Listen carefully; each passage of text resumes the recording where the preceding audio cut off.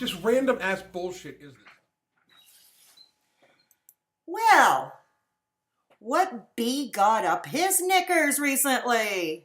Well, we're about to find out, so stick around. Hey, this is Straight Talking Fedora Chick coming at ya, and the Mr. Clean wannabe in the opening clip is none other than one Mr. Alan Roberts of the channel Every Damn Day Fitness. Hey, if he gets to slam fat women, I get to slam him for being bald, if this is how it's gonna go. Anyhow, I think it's supposed to be a fitness channel for the most part, but what few videos I have watched from him, it appears he dedicates much of his channel to fat-shaming women. Yes, today's video is a response to Alan Roberts' video he uploaded yesterday regarding thin privilege. Hint, he just don't believe in it, he don't see it. But you know something, kids? His arguments are some of the dumbest I have heard to date. So let's continue with this video, and we'll open with a clip of an episode of The Sesh, a show on the BBC, with an overweight girl explaining her own experience. Shall we?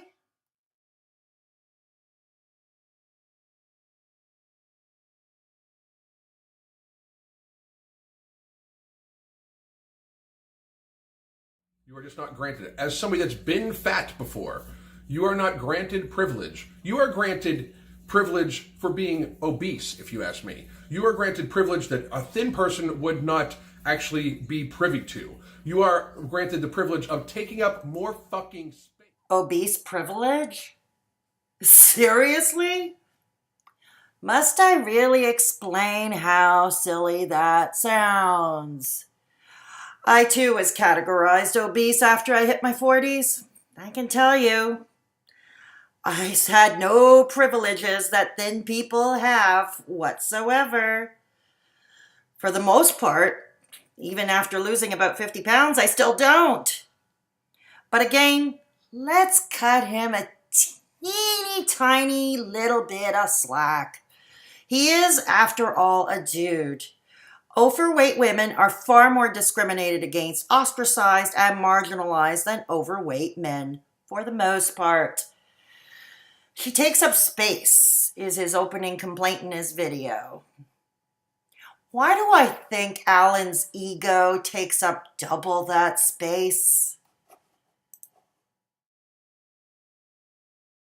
Makes you feel like you don't have a place on this earth. Fucking please. Yep. Are you kidding me?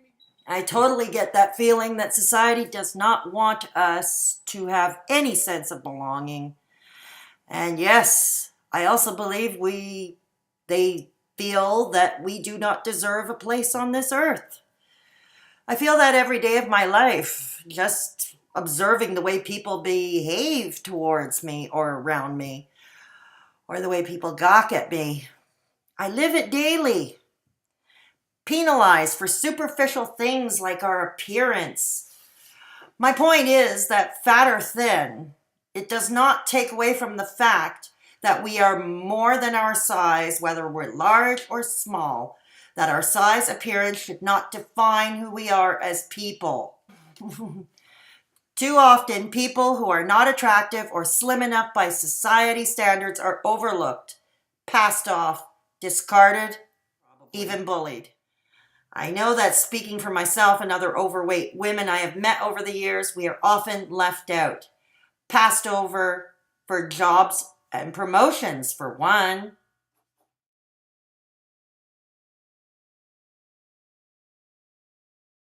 We are often left out in the fashion world. Although plus-size clothing is getting more trendy and fun, choices of where we can obtain them is still quite limited, particularly here in Montreal. And it was only about a decade ago that plus-size clothing started getting a little more trendy. Up until then, plus-size fashions tended to be grandma clothes, items like muumuus.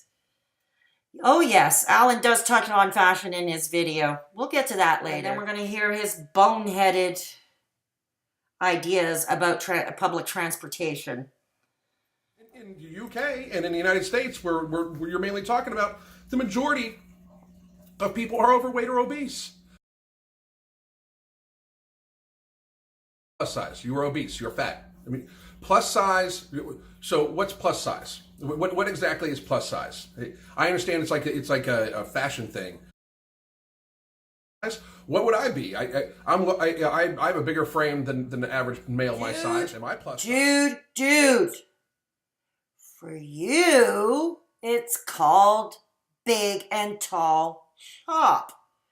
Yes, just another example of how the rules are different between overweight women and overweight dudes. Yeah, it's even a different name for our fashions. Space, I made sure I wasn't trying to take up their space because they paid the same I did. It's not their fault that I am bigger than them, that I am taking up more space than what is allotted to the money I paid. So therefore,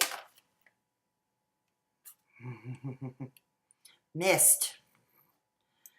To paraphrase Alan here, taking up more space when I paid the same money they did. He was referring, of course, to taking a city bus or a subway or even a train. Dude, do you realize how stupid that sounds? I mean, using your logic, perhaps the woman with 2 small children in tow are perhaps being unfair because they definitely take up more space.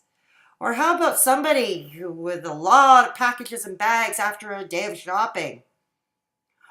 Well, and then let's not forget at rush hour where the bus and subways are pretty much standing room only. I'm pretty sure that those standings paid the same thing those lucky enough to have gotten a seat. Besides, if anyone has ever taken a city bus here in Montreal, one would realize it is easy to feel squished in between people as those seats are made really narrow. And dude, last I checked, most airlines, if not all, do charge obese people for 2 seats.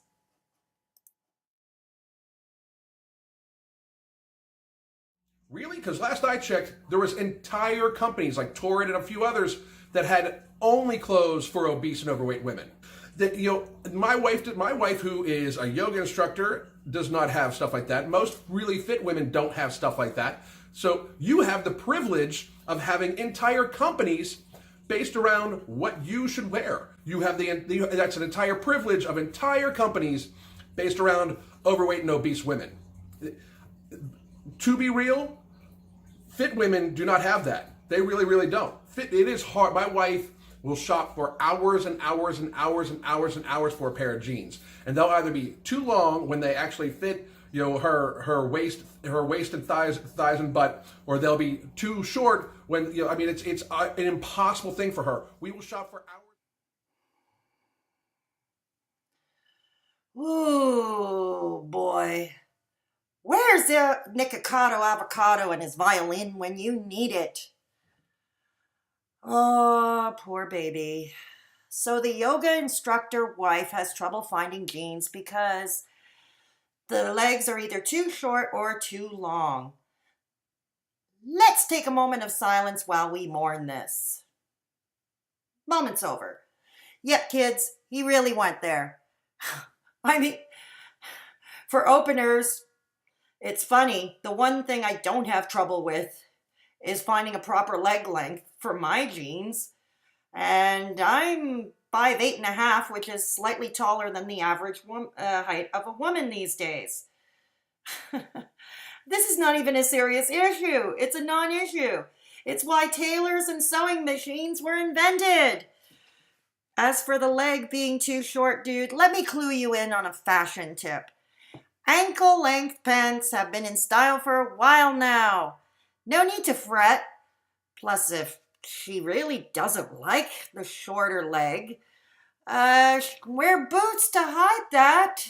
See, it's really not a hard fix. Scout's honor.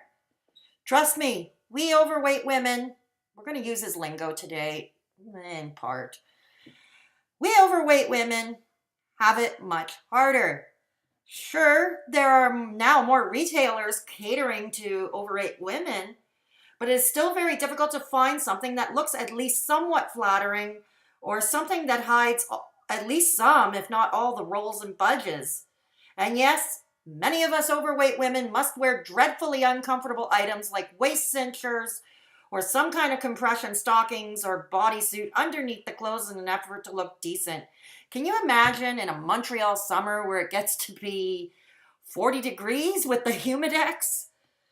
Ugh. So if your wife's main complaint is leg lengths and jeans that can be easily corrected or hidden, I'd say she's leading a pretty charmed life, fashionably speaking now, wouldn't you? So again, 70% of the country, 70% of both of our countries, of the UK and the United States, are overweight or obese. About 70% of people in the US and the UK are overweight and obese, he says. Well, let's examine that a little, shall we? I did look up statistics in the UK, US, and Canada, and admittedly, he's not that far off when one includes even those classified as just overweight. But the actual stats on those classified are as obese, and only obese, are actually considered to be lower. Either way, these statistics might actually be a bit skewed. When stats are compiled, it appears that BMI calculations are used pretty much solely. Many healthcare professionals, however, are now discarding the BMI chart when determining health and obesity. If many are saying now that is not really reliable. I will get to why in a moment, but first, here's a little trivia tidbit for you that will help explain things a little. Who originally discovered the BMI formula and when? Drum roll. Well, the answer to that is Lambert Adolphe Jacques Quetelet, a Belgian mathematician. Yes, mathematician, not doctor. In fact, the original term for the formula was coined the Quetelet Index. Now, he has a long resume: mathematician, astronomer, statistician, and sociologist. Nope, no doctor here. Not even a nurse or a dietitian. The formula was discovered in the early 1830s, almost over 200 years ago. Perhaps it's time to modernize. So let's take a look-see here, shall we? Adolphe Quetelet wasn't particularly interested in measuring obesity or promoting diets, but was on a quest to discover l'homme moyen, that is, the average man described statistically. Why would an astronomer care about the average man? Because discovering the average is, according to Quetelet, the only way an astronomer or mathematician can properly study human society. Lambert Adolphe Jacques Quetelet himself said that the BMI calculation should not be used to determine how fat somebody is. Also, the BMI formula does not allow for the relative proportions of bone, muscle, and fat in the body. However, and I'm sure Alan must know this since he claims to be so well schooled in this subject, bone is denser than muscle and twice as dense as fat. In other words, a person with strong bones and good muscle tone with a low fat percentage will have a high BMI. Here's a bit of irony for you kids. Mr. Every Damn Day Fitness himself may well have a BMI that would classify him as overweight or even obese. Ain't science fun? Now, I'm not going to delve too much further into the reliability of BMI charts in this video. This video is already going to be longer than I would have liked, and there are still a few more items I'd like to touch upon. But I do plan to do a more detailed video discussing this very subject at a later time. I merely brought up this subject because Alan brought up the statistic that 70% of people in the UK and the US, and likely Canada, being overweight and obese, and this calculation may well be flawed. Meanwhile, there are a few links below in the description box discussing BMI calculations if you're interested. That's not even moderation. Just to be real, you are obese. You should not be eating donuts. People may be looking because you are already obese. You've eaten enough donuts. I don't even like donuts. Just to dispel yet another stereotype here, I suspect that Alan thinks we overweight, obese women pretty much eat a ton of donuts day in and day out.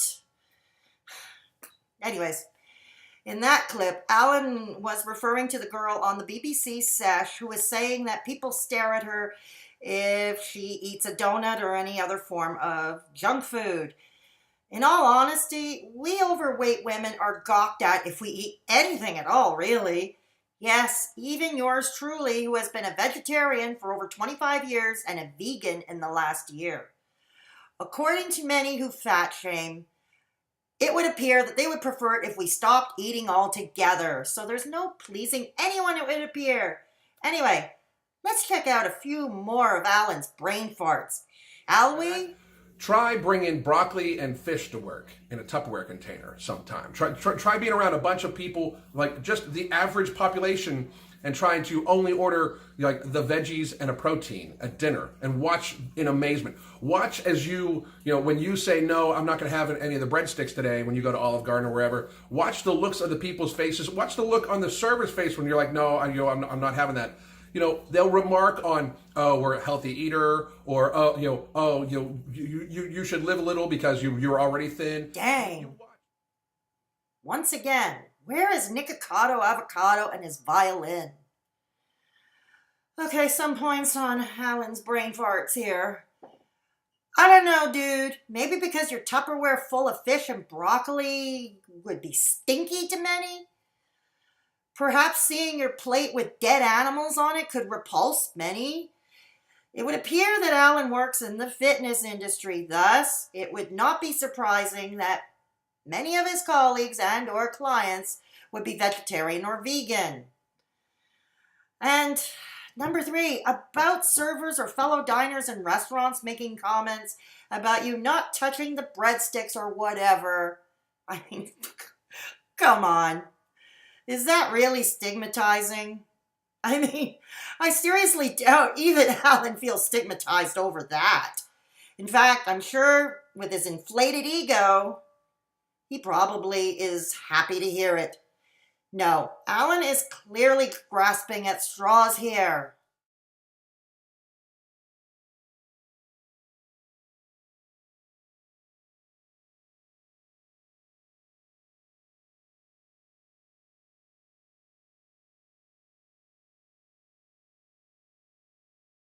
Prescription.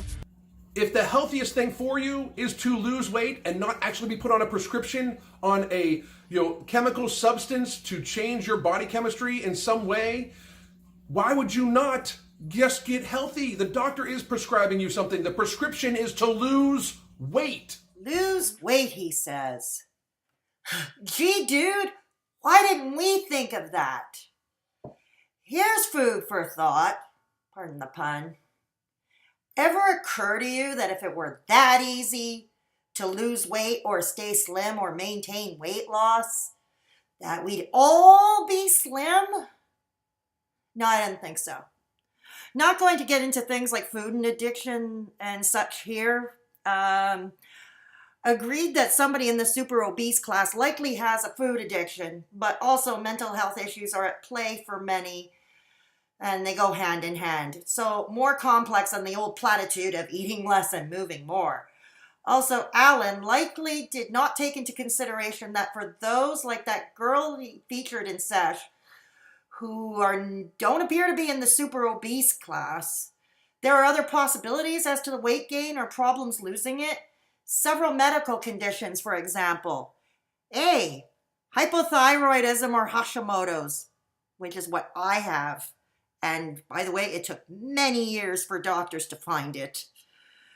Okay, B, Cushing Syndrome or disease, Rathke's cleft cyst, or anything else pertaining to the pituitary gland. More rare, but apparently a cause of childhood obesity in the UK, Prader-Willi syndrome.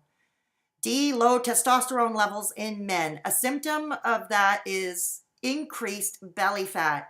Also, many medications cause weight gain or prevent weight loss. Again, I am an example of that.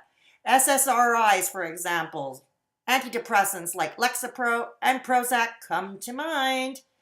And what about those taking steroids to deal with chronic conditions such as adrenal insufficiency, lupus, asthma, etc.? I will leave links below with basic descriptions of those conditions. I will also add that for many obese people, the best and only shot for them to lose weight is bariatric surgery. Unfortunately, the reality for many overweight and obese women is that a visit to the doctor with a health condition is often humiliating. I have experienced this myself. Story time! I was referred for a treadmill stress test about 1.5 years ago with a cardiologist who not only proved to be an arrogant dick, but also proved ignorant. He also actually looked disappointed that my test results were normal. I think he was hoping that something would be bad so he can make his fat shaming, seem more significant. Whatever. He also used the usual bullshit of laying off the junk food. I explained to him that I don't eat junk food, that I was a vegetarian. And this was just months before I went vegan and gave up all animal products. He basically implied that vegetarians only eat chocolate cake all day. I mean, how ludicrous is that? He also went on to describe enjoying watching those old turn-of-the-century movies where women were super skinny and they wore corsets so tight that it prevented them from breathing. He also forgot to take a look at my hypothyroidism, was just diagnosed not even a month before, and I had just started on the Synthroid. He obviously didn't care. About a decade before that, when I first started gaining the weight, I went to a walk-in clinic because I had thrown my back out from a coughing fit due to pneumonia. He did not even examine me. He did not even look at the x-rays of my lungs which showed I had pneumonia. Hell, he did not even mention one word about my smoking. And if anything, I think the smoking would have caused more of a coughing fit, don't you? No, he was fixated on my weight. He did not even prescribe muscle relaxants or even an anti-inflammatory. I do know that when I had a neck injury, that when I was slimmer, I had no problem getting the script for muscle relaxants. Funny that. I am not alone, and neither is that girl from Sesh. Doctors can talk about a patient's weight, but most unfortunately lack empathy or compassion when doing so. And more often than not, they behave like dicks when they do so. I might also add that doctors in the UK, Canada, and the US have little, if any at all, training in nutrition. Unless they take an interest in it, it varies from med school to med school, jurisdiction to jurisdiction. But it would appear that here in Canada, on average, med students get less than 20 hours of classes or training in nutrition in the entire 4 years they're studying. That's pretty paltry, don't you think? In the US, it appears to be less than 25 hours. This to say that many doctors, nutrition ain't exactly their forte. And by the by, fat shaming, whether it's from people like Alan or from a healthcare professional, generally sends the patient back home to lick their wounds by seeking comfort in what they know best. Binge eating. Just saying. Awesome. But I can take a picture and look at her and tell you she's unhealthy. I can look at you and look at how much visceral fat you're carrying around your stomach. I can tell you that you have fat all around your organs, that you are putting yourself at risk for fatty liver, for all sorts of, coronary artery disease has got to be a huge concern for your doctor, for you. I can look at you and tell you that you are unhealthy. I can tell you you're unhealthy. You can? You can actually tell if I'm unhealthy without having met me in person? Just by looking at me in my videos on a screen with my very bad lighting, I might add? Dude, you know how arrogant you're sounding here? Even doctors and other qualified healthcare professionals don't diagnose without meeting the patient first. But again, every damn day, Mr. Every Damn Day Fitness seems to have convinced himself that he can. Dude, you do realize that diagnosing someone off a computer screen or just by looking at them is about as dangerous as Chris Boutte from The Rewired Soul attempting to diagnose so-called YouTube stars, right? By the looks of things, Alan appears to be a fitness trainer of some sort. But Alan, where's your MD? Oops, never mind that. Already established that most doctors in North America and the UK don't have sufficient nutrition training. Okay then. Dude, where's your degree in nutritional science? Or even a degree in kinesiology? Something to think about. Well, that's just about going to do it for me. Again, links below in the description box if you're interested. If you like this video, please like and hit the subscription box for more content. Don't forget that little ringy-dingy icon next to the subscription box for notifications. Follow me on Instagram at straight-talkin-fedora-chick. Straight Talkin' Fedora Chick. Please take care of yourselves and each other. Straight Talkin' Fedora Chick. Over and out.